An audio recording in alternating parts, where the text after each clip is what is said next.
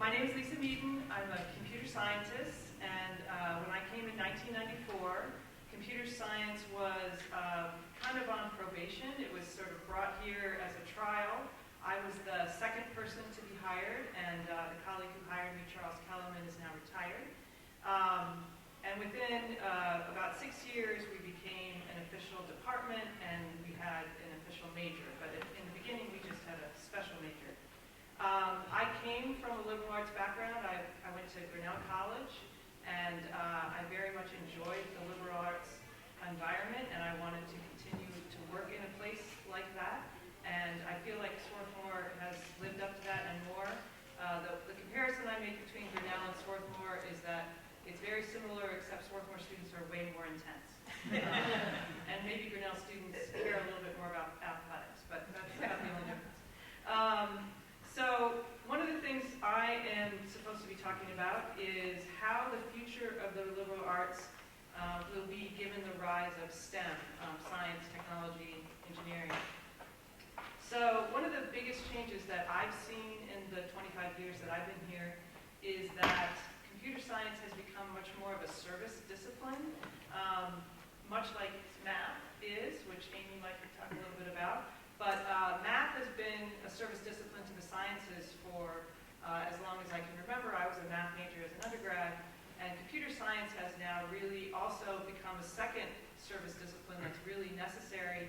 And I think it's largely coming from the student side. They see how useful computational skills are to them in lots of other disciplines. And so we spend a lot of our resources, at least half of our teaching resources or more, are intro courses that are open to anyone at the college, not just to majors.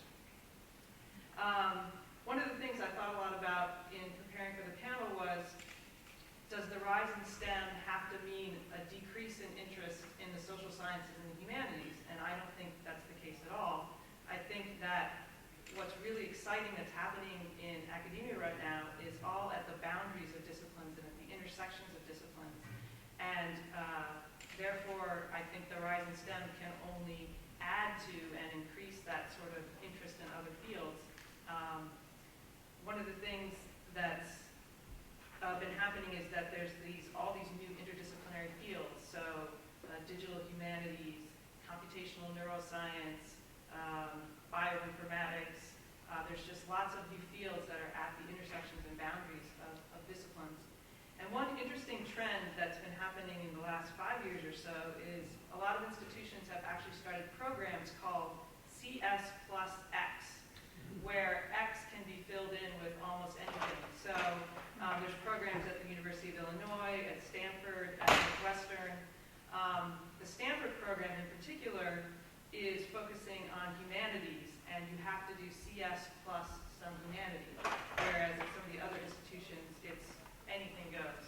And I was reading students talking about it, and they were saying, oh, it's so unusual. I'm a CS English major.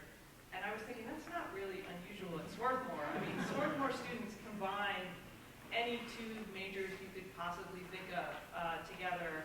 We've had CS Music, CS Religion, CS English, CS Studio Art, CS anything.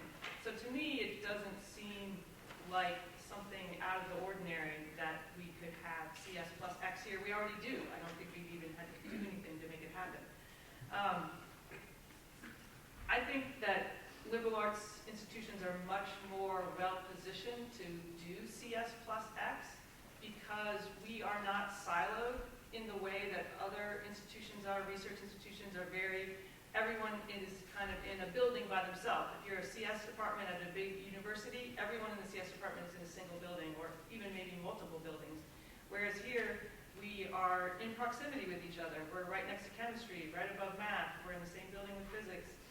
Bio is just a little walk away, and everyone is nearby. And so I feel like we have the opportunities to interact with each other in a much more fruitful and serendipitous way than we might if we were at a big institution. And I think the other really exciting thing is that our students are always doing multiple things and saying, oh, I learned about this in this other class. Can we do something related to that in this class? So the students are constantly drawing us towards the things that they're interested in other disciplines. So I think that I'm excited about the future of the liberal arts.